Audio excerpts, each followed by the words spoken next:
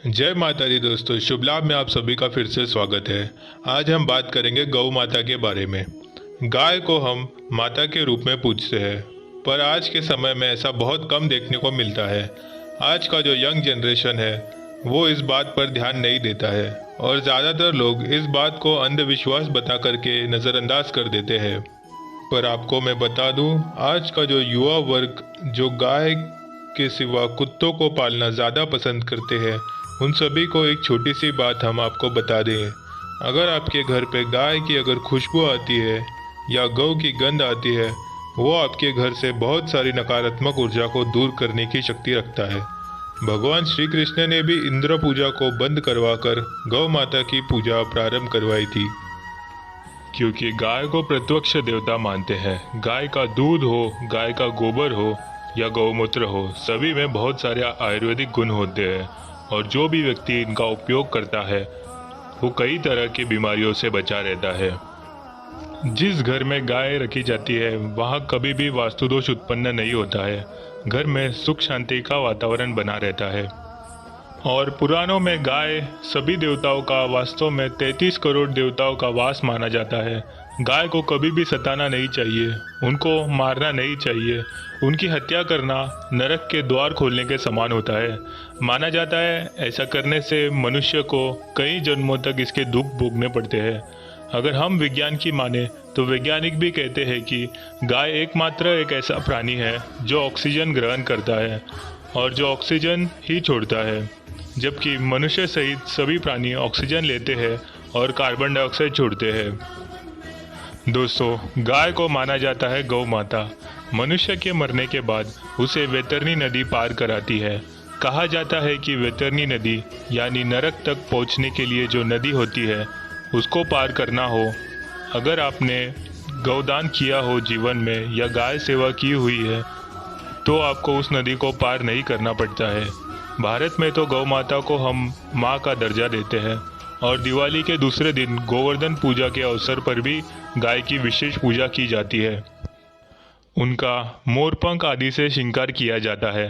अथर्ववेद में बताया गया है, तेनु सदा नाम रही नाम, अर्थात गाय समृद्धि का मूल स्रोत है, समृद्धि और प्रचुरता का द्योतक है, सृष्टि के पोषण का स्रोत है, जननी है।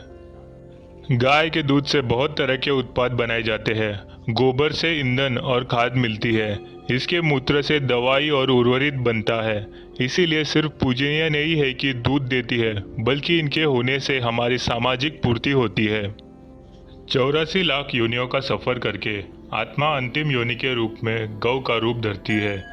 गाय लाखों योनियों का वो पड़ाव है जहाँ आत्मा विश्राम करके बाकी की यात्रा शुरू करती है। दोस्तों, गाय का कोई अपशकुन नहीं होता है। जिस भूमि पर आप मकान बनाना चाहते हैं वहाँ अगर आप 15 दिन के लिए गाय और उसका बछड़ा बांध देते हैं तो वो जगह पवित्र हो जाती है।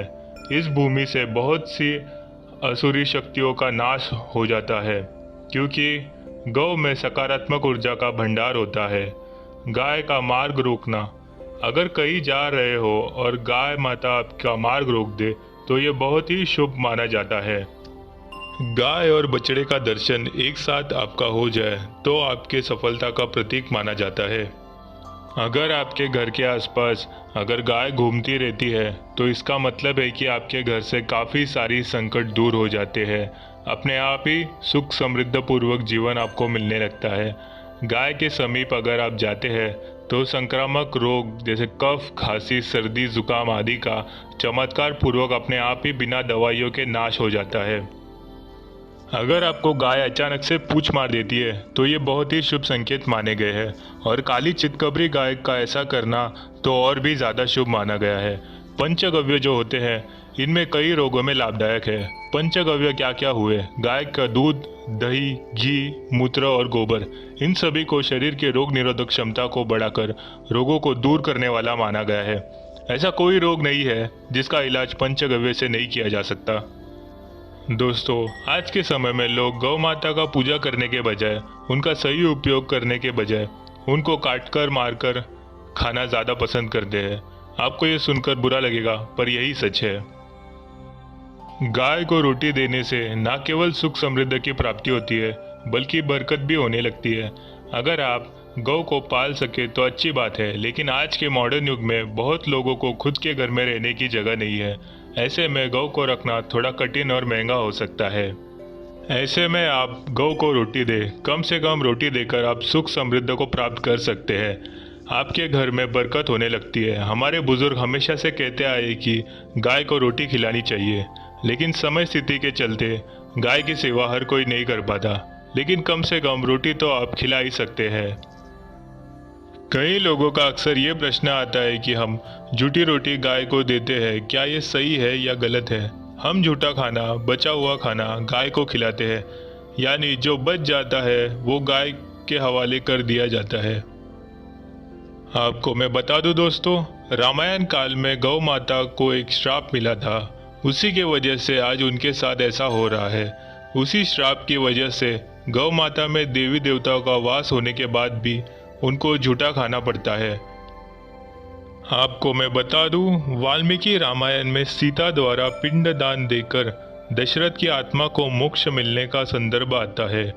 जो जानते होंगे वो जानते हैं कि वनवास के दौरान भगवान राम, लक्ष्मण और सीता पितृपक्ष के दौरान श्राद्ध करने के लिए गया धाम पहुँचे। वहाँ श्राद्ध करने के लिए ज़रूरी सामग्री जुटाने के लिए राम और लक्ष्मण तो चले गए, लेकिन सामग्री लेकर राम और लक्ष्मण नहीं लौटे। इधर दोपहर हो गई, पिंडदान का समय निकलता जा रहा था और सीता माँ घबराने लगी। अपराह्न में दशरथ की आत्मा ने पिंडदान करने की मांग कर दी। अब गाया जी के आगे फाल्गु नदी पर अकेली सीता जी मुश्किल में पड़ गई। उन्होंने फाल्गु नदी के साथ वटवृक्ष, केतकी के फूल और गाय को साक्षी मानकर बालू का पिंड बनाया और स्वर्गीय राजा दशरथ अपने ससुर के नामित पिंडदान कर दिया। थोड़ी देर में जब भगवान राम और लक्ष्मण लौटे तो उन्होंने कहा, समय निकल जाने के कारण मैंने पिंडदान कर दिया। बिना सामग्री के पिंडदान कैसे हो सकता है? इसके लिए राम जी ने सीता माँ से प्रमाण मांगा। तब सीता माता ने कहा कि ये जो फाल्गुन नदी की रेत है, केतकी के फूल है, गाय है और वटवृक्ष है, मेरे द्वारा किए गए श्राद्ध कर्म की गवाही दे सकते हैं। इतने में फाल्गु नदी, गाय और केतकी के फूल तीनों इस बात को मुकर गए। उन्होंने कहा, सीता माँ झूठ बोल रही है, लेकिन सिर्फ वटवृक्ष ने सही बात कही। तब सीता जी ने दशरथ का ध्यान करते हुए उनसे ही गवाही देने की प्रार्थना करी। दशरथ जी ने सीता माँ की प्रार्थना को स्वीकार करके घोषणा की कि ऐन वक्त पर सीता ने मुझे पिंडदान कर दिया। इस पर राम आश्वस्त हुए, लेकिन तीनों गवाहों द्वारा झूठ बोलने पर सीता जी उनसे क्रोधित हो गई और उन्हें श्राप दिया।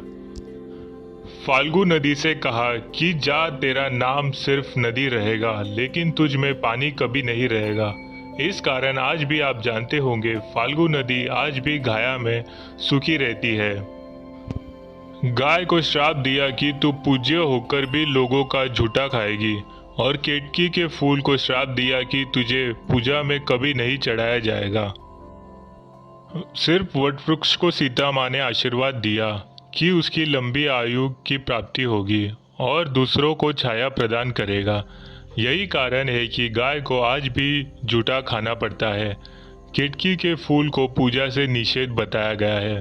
फाल्गु नदी के तट पर जल नहीं है।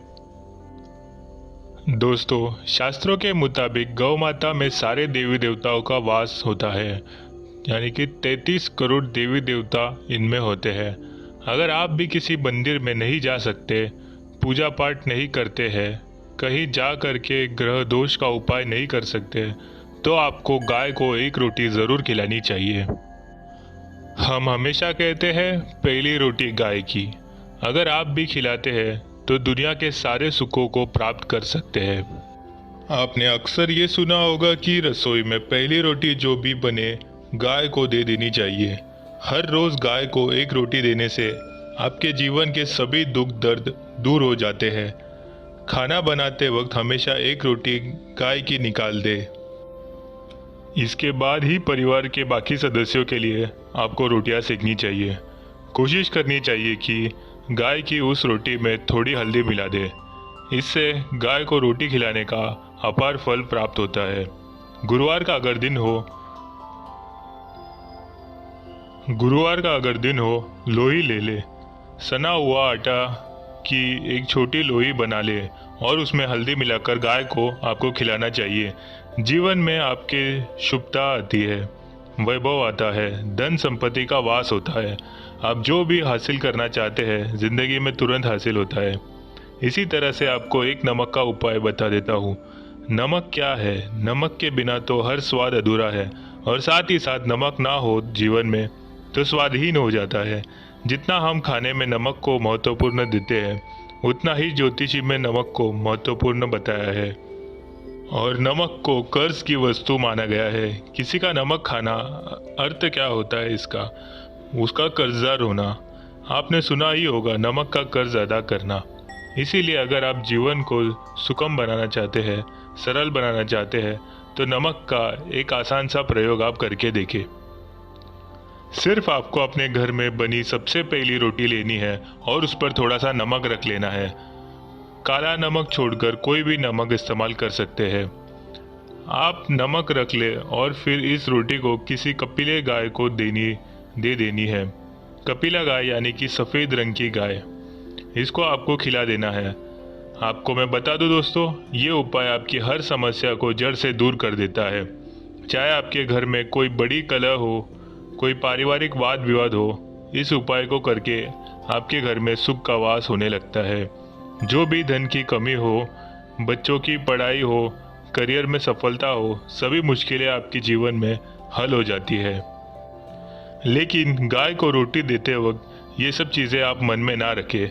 ऐसा कोई भाव ना लगा के रखें कि हम गाय पे एहसान कर रहे हैं। अन्यथा ये स्थिति में आपको पुण्य फल की प्राप्ति नहीं होती है। गाय को रोटी खिलाने के लिए नियम से बरकत के अलावा आप देखेंगे धन संपत्ति में दिनों दिन बढ़ोतरी होने लगती है, और वही आपके घर के ग्रह दोषों से आपको मुक्ति भी मिलने लगती है। अगर आपके भी घर में धन की कमी है तो इस उपाय को ज़रूर करके देखें। तो आज के लिए बस इतना ही। आप इसी तरह की और जानकारी आप देखना चाहते हैं तो हमारे YouTube चैनल को ज़रूर सब्सक्राइब करें। धन्यवाद।